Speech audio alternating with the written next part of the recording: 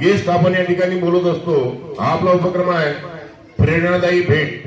आणि आजचे आपले गेस्ट आहेत, पाहुणे आहेत संतोष चंद्रभानजी शेंडे. हे आपल्याच गावचे सुपुत्र आहेत आणि या शाळेत शिकलेले आहेत. तर मी आजचे आपले पाहुणे संतोषजी शेंडे यांना विनंती करतो की त्यांनी आमच्या या विद्यार्थ्यांना त्यांचे अनुभव, त्यांनी या स्थानापर्यंत, या पदापर्यंत ते कसे गेले याबद्दल मार्गदर्शन करावं. विद्यार्थी मित्रांनो, माझं नाव संतोष चंद्रभानजी शेंडे आहे. मी याच गावातील रहिवासी आहे आणि याच शाळेमध्ये, याच प्रांगणात मी वावरलेला तुमच्यासारखाच मी लहान होतो आणि सगळं इथे खेळायचं, कबड्डी, खो खो आणि व्हॉलीबॉल सुद्धा. मित्रांनो, मी 24 वर्ष पूर्ण केली. 24 वर्षामध्ये माझी जी सैनिकी नोकरी आहे, 24 वर्ष पूर्ण केली. 24 वर्षामध्ये मी राजस्थान, जम्मू काश्मीर, सियाचीन, लद्दाख, हरियाणा, पंजाब, नॉर्थ ईस्ट, इकडे आसाम. तुम्हाला माहिती आहे नॉर्थ ईस्ट काय? नॉर्थ ईस्टकडे आसाम, गुवाहाटी. फक्त मी इकडे साऊथकडे नाही आलो. आपल्या आजच तुम्ही एक प्रण करा का मला काहीतरी करायचं आहे. मोबाईलमध्ये रील्स बघितल्यानं नाही होत का तो जिम करत आहे किंवा काही खेळ करत आहे. आपल्याला ग्राउंडवर करावं लागणार आहे. तुम्ही जर म्हणसाल का मी रील हा छान खेळतो, तसं नसते. आपल्याला स्वतःला करायला लागणार आहे का काय करायचं आहे. आणि एक आजच असं प्रण करा का मला खेळ खेळायचा आहे किंवा काही डॉक्टर बनायचं आहे, शिक्षक बनायचं आहे. त्यानुसार आजच प्रयत्न सुरू करायचे. ते तुम्हाला आवड आहे ते करा. ठीक आहे? तुम्हाला काही विचारायचं असेल तर विचारू शकता. तुम्ही या नोकरीमध्ये केव्हा लागले? Good question. बेटा, मी 9 ऑक्टोबर 2000 माझी एनरोल डेट आहे, म्हणजे भरतीची तारीख आहे. त्या अगोदर जुलैमध्ये यवतमाळमध्ये एक छोटीशी रॅली चालू होती. त्यामध्ये मी कॉलेज करत असताना एक रॅली चालू होती, तर मी एंट्री केली आणि एंट्री केल्यानंतर तिथे मी पास झालो. परंतु ती एंट्री होती प्री ट्रेनिंग, म्हणजे भरतीसाठी काय करायसाठी. ती 2 महिन्याचं ट्रेनिंग होतं नागपूरला. तर मग मी तिथे आम्हाला बोलवण्यात आलं. आमचे ओरिजिनल डॉक्युमेंट्स घेतले गेले आणि तिथे मी 2 महिन्यासाठी प्री ट्रेनिंग घ्यायला गेलो. त्यामध्ये आम्ही पूर्ण म्हणजे ज्या भरतीसाठी जी ट्रेनिंग असते ती आम्हाला दिली. तिथे 60 मुलं होते आमचे. 60 पैकी 42 मुलं सिलेक्ट झाले होते. 4 ऑक्टोबर माझी हे होती नागपूरला कामठीमध्ये आणि 9 ऑक्टोबर माझी डेट ऑफ एनरोलमेंट आहे. धन्यवाद.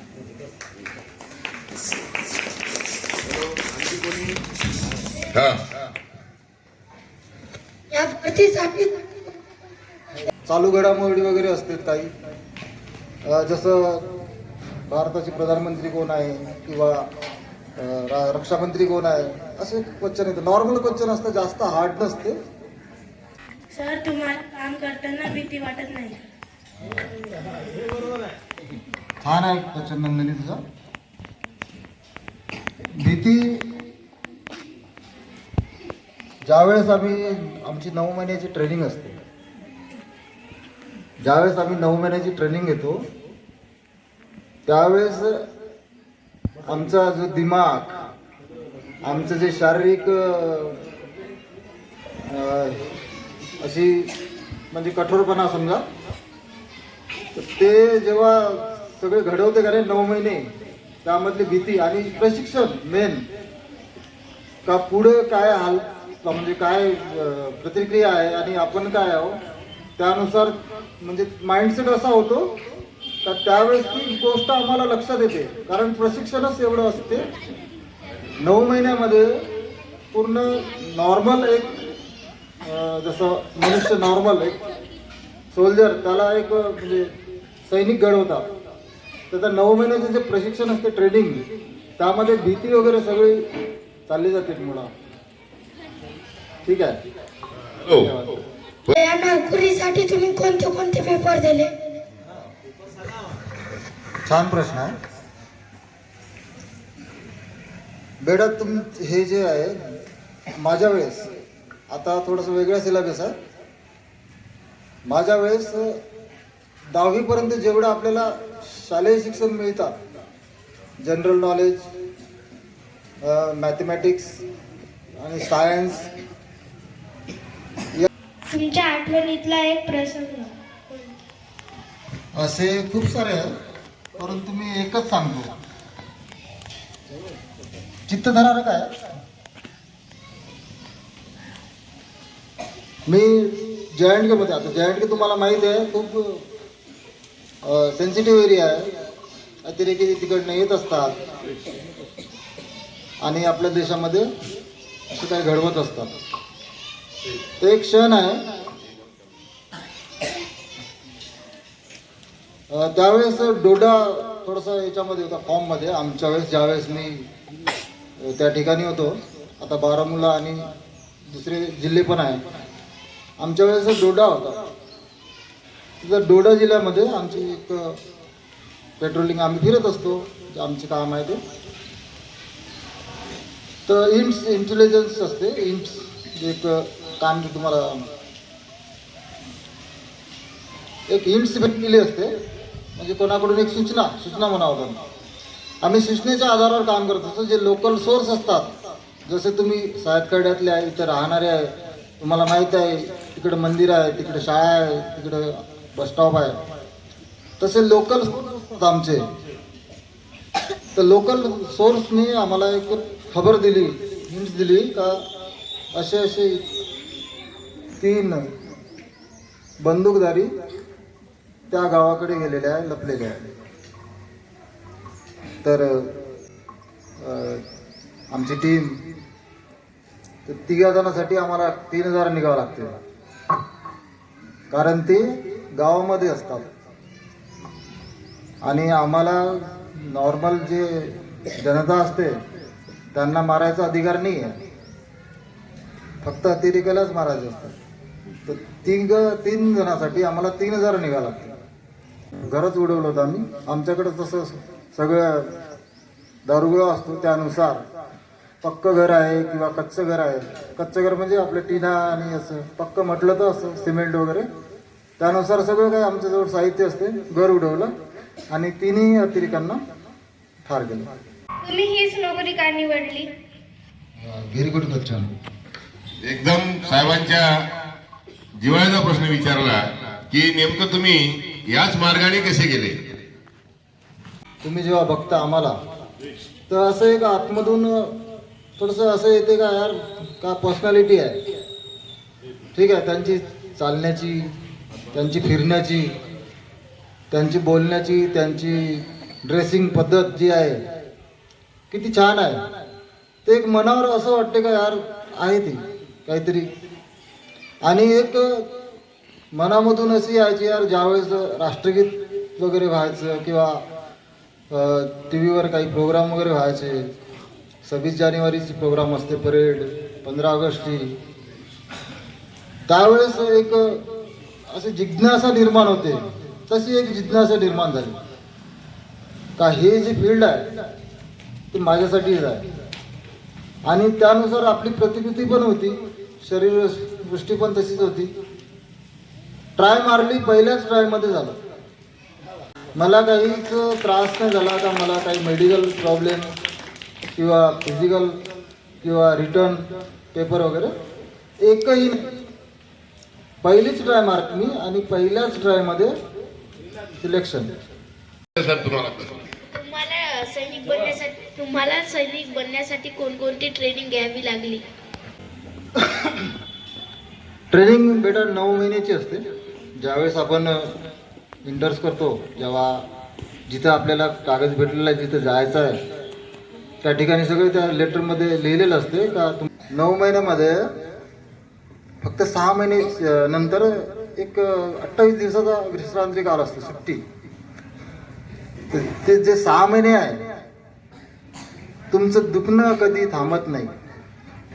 शरीर कुठं जॉईंट दुखत आहे, कुठं टोंगळी दुखत आहे, कमर दुखत आहे, ते दुखणं थांबत नाही 6 महिने.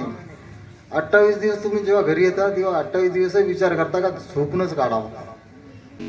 विचारा काय. नमस्कार सर, मी साक्षी गवणे. मी तुम्हाला एक प्रश्न विचारू इच्छिते की तुम्ही या नोकरीमध्ये लागले तेव्हा तुमची उंची वगैरे वयोगट किती होतं? छान. हा. त्यानंतर आहे सार्थक मुनेश्वर. तुझा प्रश्न विचारून बेटा साहेब एका प्रश्न उत्तर देणार.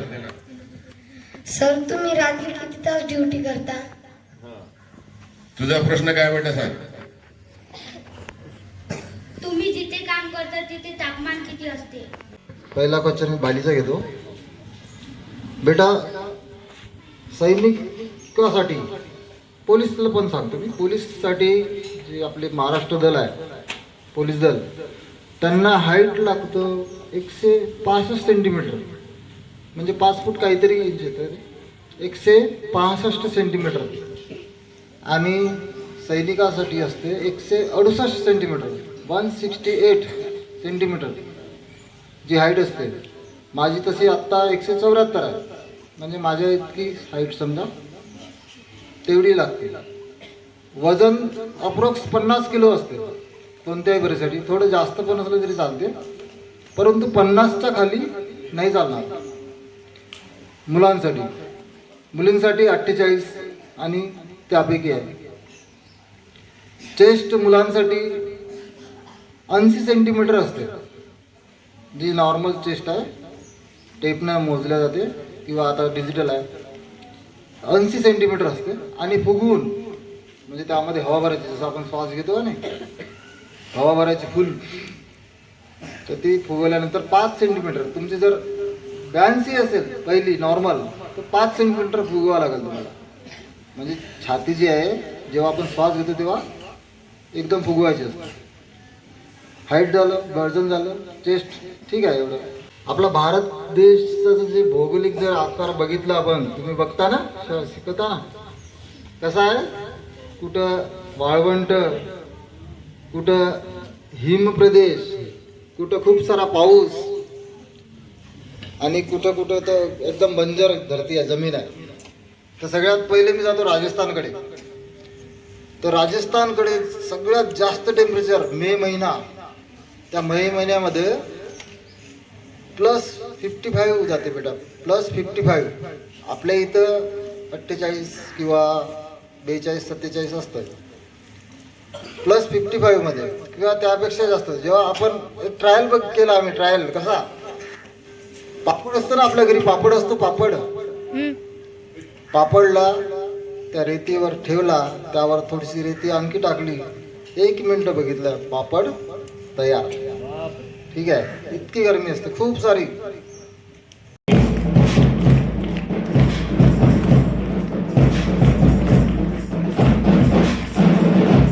धन्यवाद साहेब, तुम्ही या ठिकाणी आलात आणि आमच्या या विद्यार्थ्यांशी खूप छान अशी चर्चा केली आणि तुमच्या जीवनातले प्रसंग सांगितले आणि तुम्ही या सैनिकी क्षेत्रामध्ये कसे गेलात या संबंधी सविस्तर असं या विद्यार्थ्यांना मार्गदर्शन केलं. तुमच्याकडून खरंच खूप सारी प्रेरणा घेण्यासारखं आहे आणि या मातृभूमीसाठी खरंच माझा हा देह कामी आला पाहिजे या प्रेरणे तुम्ही त्या ठिकाणी गेलात आणि तीच प्रेरणा या ठिकाणी आमचे विद्यार्थी घेतील असं मी त्यांच्या वतीने ग्वाही देतो. आणि तुमचे विद्यार्थी तसेच आमच्या शाळेतर्फे तुमचे मी खूप खूप आभार व्यक्त करतो. धन्यवाद साहेब. खूप खूप धन्यवाद. तुमच्याशी गप्पा करून मला पण खूप छान वाटलं. धन्यवाद.